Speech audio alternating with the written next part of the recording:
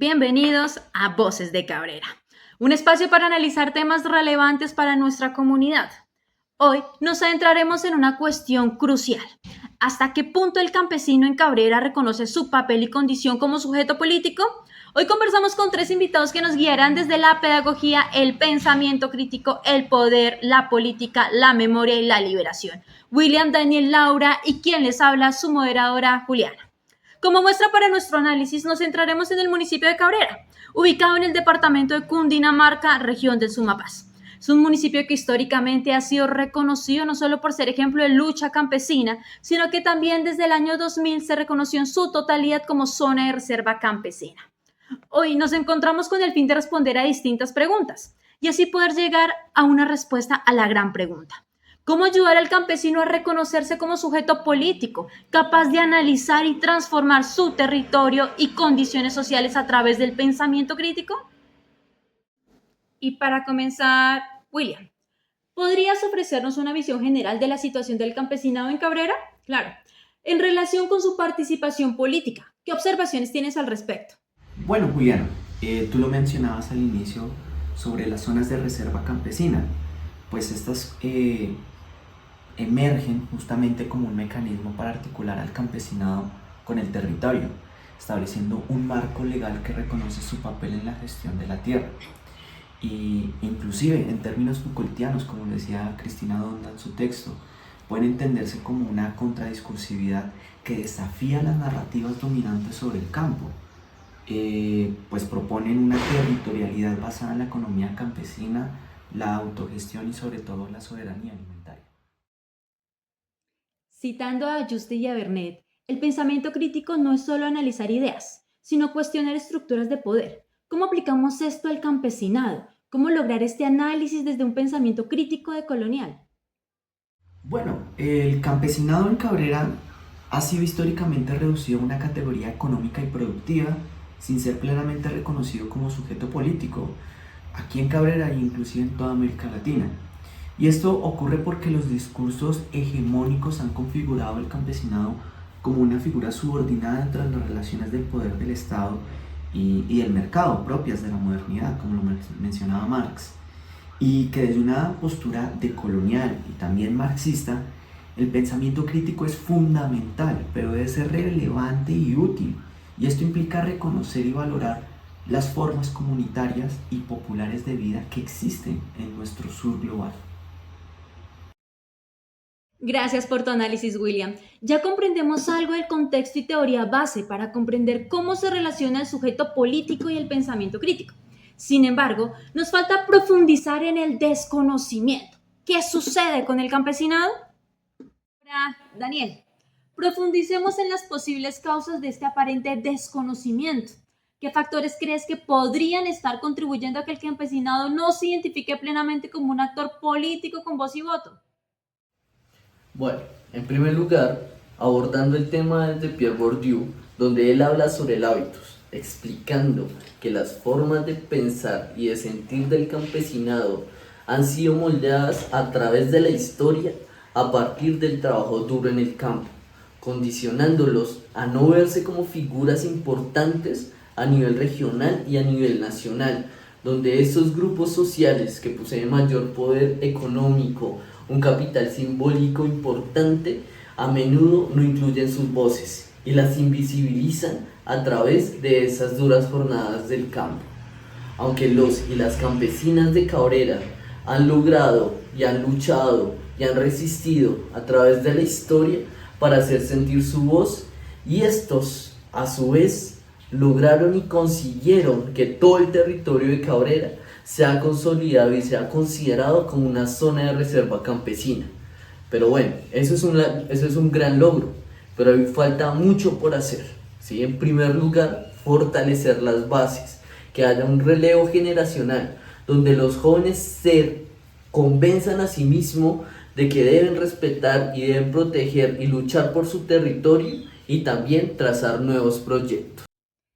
Daniel, Fisherman y Bourdieu nos hablan de pensar como dos y teoría de la práctica. ¿Cómo llevamos esto al terreno? Probablemente aquí también encontremos respuestas de este desconocimiento. Es esencial conversar abiertamente con ellos y con ellas, respetando su visión y sus formas de actuar políticamente, que no siempre encajan con las formas e ideas tradicionales. Valorar sus conocimientos, sus formas de organización, sus luchas, es la clave para reforzar su papel como protagonistas políticos del municipio. Así como también lo afirma Bourdieu, donde nos deja claro que la sociedad no funciona en base a las relaciones y que más bien tenemos que comprender eso para poder transformar a sí mismo la sociedad y que haya un verdadero cambio social. Fisherman nos deja el pensar como dos, aceptar y cuestionar al mismo tiempo para poder generar una noción crítica y llegar al pensamiento reflexivo. En el caso del campesinado, podría analizarse que, aunque saben sus luchas históricas, no hay una reflexión crítica al respecto por parte de las nuevas generaciones. Tal vez falta un diálogo intergeneracional más eficaz, donde se pueda cuestionar sus propias condiciones sociales, políticas, económicas, culturales, y así ejecutar su voz como sujetos políticos que construyen poder popular desde sus contextos. Gracias por tu análisis, Daniel. Podría decirse que debemos ayudar al campesino a encontrar un enfoque que combine conocimiento, diálogo, acción y política. Pero antes de tocar este punto, debemos ver qué consecuencias ha traído este desconocimiento para los campesinos. Laura, ¿cuáles crees que son las implicaciones y consecuencias de que el campesinado no se reconozca plenamente como sujeto político en Cabrera? ¿Cómo afecta esto a la comunidad en general y a sus demandas específicas? Gracias, Juli. En la actualidad enfrentamos una problemática coyuntural ante las condiciones de la política económica mundial. A pesar de ser una contradicción, la actual sociedad de las comunicaciones y las tecnologías de la información se encuentra en un estado de aislamiento. Los individuos carecen de espacios para el diálogo y pues más para el diálogo significativo. Se encuentran profundamente desligados de la realidad que los une, aquello que los convoca. A partir de lo que expone Macías podemos ver que el campesinado no es ajeno a esta problemática. Nos hace preguntarnos qué concierne a lo público, qué nos convoca a la participación, nos hace activar ese chip de sociedad, de comunidad. Si bien nos hemos encontrado con la barrera del reconocimiento individual de los campesinos como sujetos políticos, es mucho más complejo entrar a impulsar el interés y la conciencia de las personas para que empiecen a cuestionarse sobre las condiciones del territorio y que asimismo analicen la necesidad de la intervención de la comunidad en los ejercicios de investigación y participación para la generación de políticas públicas pertinentes. Muchas gracias por tu apreciación, Laura. Ya analizamos el contexto, la problemática y las consecuencias. ¿Qué podemos hacer para fortalecer lo que está débil? ¿Cómo empoderar al campesinado? ¿Creen ustedes que la escuela cumple un papel importante aquí? ¿Cómo liberar sus ataduras y empoderarlos desde la raíz? Bueno, Juliana, continuando.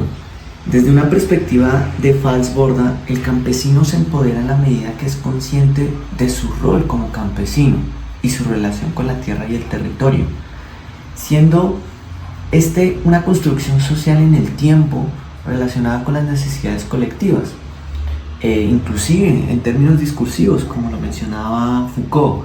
Al llamarse así campesino ya hay un grado de empoderamiento. Y bueno, la escuela y cualquier papel educativo juega un rol importantísimo, pero no la escuela por sí sola, sino aquella que dialoga con la comunidad y el territorio, es decir, hay una negociación.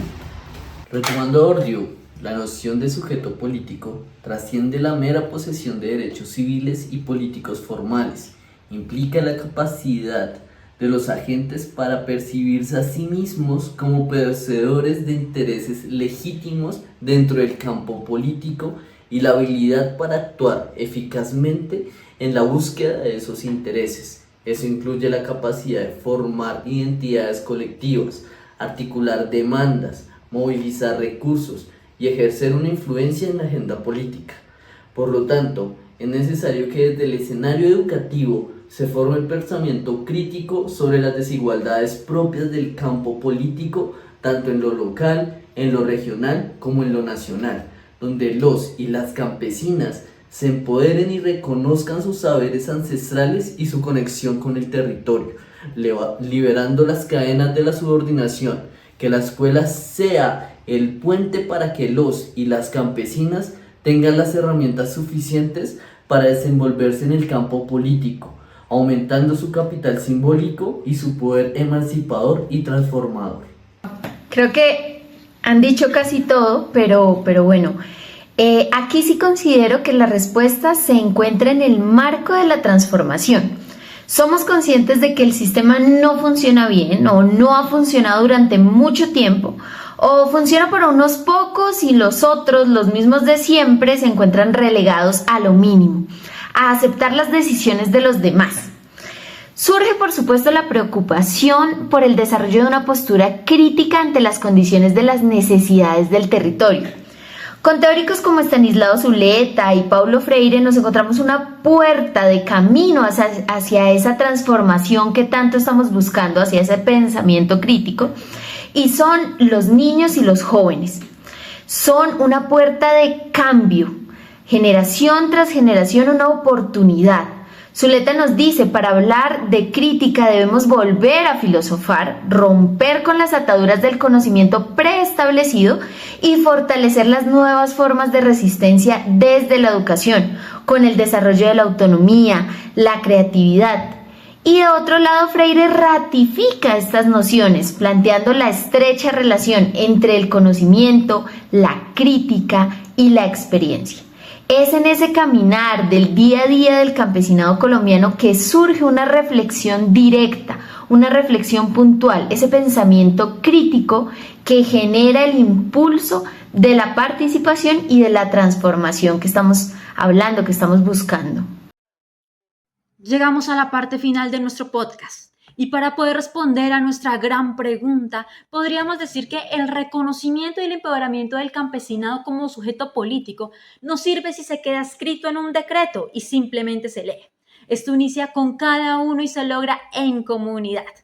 Fortalecerse y verse como una comunidad de indagación capaz de desarrollar habilidades metacognitivas en todas sus áreas es una meta a la cual se debe apuntar. Sin embargo, no sirve de nada si solo se trabaja con la población adulta.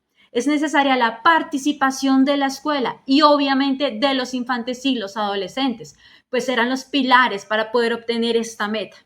Esperamos que esta conversación haya generado reflexión en nuestros oyentes. Agradecimiento a los participantes por su tiempo y sus valiosas aportaciones. Invitación a los oyentes a reflexionar sobre el tema y quizás compartir sus propias opiniones. Que estén muy bien.